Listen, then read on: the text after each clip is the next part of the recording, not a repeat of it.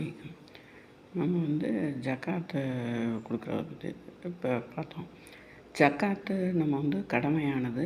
ஒருத்தருக்கு அவருடைய சொத்தோ, ஒரு ஆடு மாடோ, அவங்களுடைய ஒரு வருஷத்தில் உள்ள சரக்கோ எதுனாலும் பயன்பெற மாதிரி மித்தம் ஒரு வருஷம் ஃபுல்லாக இருந்தால் நம்ம அதில் 40ல் ஒரு பங்கு கொடுக்குறோம்.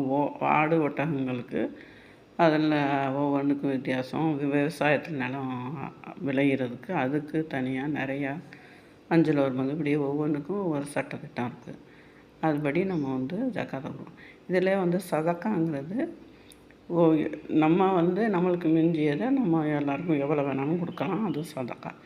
நபி ஸல்லல்லாஹு அலைஹி வஸல்லம் சொன்ன ஒரு ஏழை ஒருத்தர் சொன்னார், நாங்களும் நோன்பு வைக்கிறோம், அவங்களும் நோன்பு வைக்கிறாங்க வசதி இருக்கவங்க, ஆனால் தொழுகிறாங்க அவங்களும், ஆனால் அதற்கு மேலே அவங்க சக்காத்து சதக்காத்து ஹஜ்ஜு அந்த மாதிரி வணக்கங்கள் அதிகமாக செய்கிறாங்க, எங்களால் முடியலையே அப்படின்னு சொன்னோன்னா அவங்க சொன்னால் சுபஹானல்லான்னு சொன்னால் அதுவும் தர்மமாகும், அல்ஹம்துலில்லாஹ்னா அதுவும் தர்மமாகும், அல்லாஹ் அக்பர்னு சொன்னால் அதுவும் தர்மமாகும். ஒவ்வொருத்தரும் காலையில் 4 ரக்காத்து லுஹா தொழுதா நம்மளுடைய ஒவ்வொரு மூட்டுகளுக்கும் ஒரு தர்மமாகும். அது மாதிரி ஒரு பேரிச்சம்பழத்தில் ஒரு பாதியாவது கொடுத்து நீங்கள் தர்மம் செய்து நரக நெருப்பு பாதுகாத்து கொள்ளுங்கன்னு சொல்லியிருக்காங்க. நம்ம ஒரு சகோதரரை அன்பான ஒரு முகத்தோட, சிரித்த முகத்தோட, புன்முறுவலோடு பார்க்குறதும் அதுவும் ஒரு தர்மம் தான். நம்ம நடைபாதையில் இருக்க ஒரு கல், முள், எலும்பு அதை எடுத்து போட்டால் அதுவும் ஈமானில் ஒரு 70ல் கடைசி பகுதி, அதுவும் ஒரு தர்மம் தான். இது மாதிரி 360 தர்மம்னா நரகத்துலேருந்து பாதுகாப்பு கிடச்சிரும் அப்படின்னு நபி ஸல்லல்லாஹு அலைஹி வஸல்லம் சொல்லியிருக்காங்க.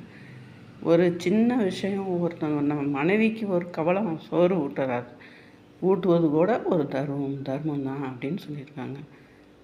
நம்ம சின்ன சின்ன விஷயங்களில் தர்மமானது இருக்குது. நம்ம நிறையா சம்பாரித்து கொடுக்கணும். ஒரு மரத்தை நட்டுனா அதில் வர்ற அந்த காய்கனிகள் பறிப்பது கூட தர்மம்னு சொல்லப்பட்டிருக்கு. அதை இன்னொருத்தவங்க திருடி எடுத்தால் கூட அது நம்மளுக்கு தர்மமாக வருமா?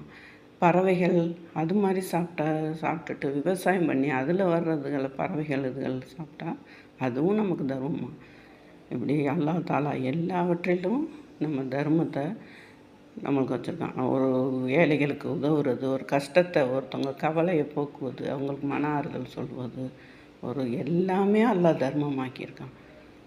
சின்ன சின்ன ஒவ்வொரு தர்மங்கள்லேயும் நம்ம ஒருத்தருக்கு அன்பான ஒரு ஆறுதல் சொல்கிறது, ஒருத்தவங்க கஷ்டத்தில் இருக்கிறது அவங்களோட கஷ்டத்தை விளக்குறதுக்கு, என்ன ஒரு சின்ன விஷயம், ஒரு வாகனத்தில் ஏற்றிக்கிட்டு போகிறது, ஒருத்தருக்கு வாகனத்தில் இருக்கிற பொருட்களை இறக்கி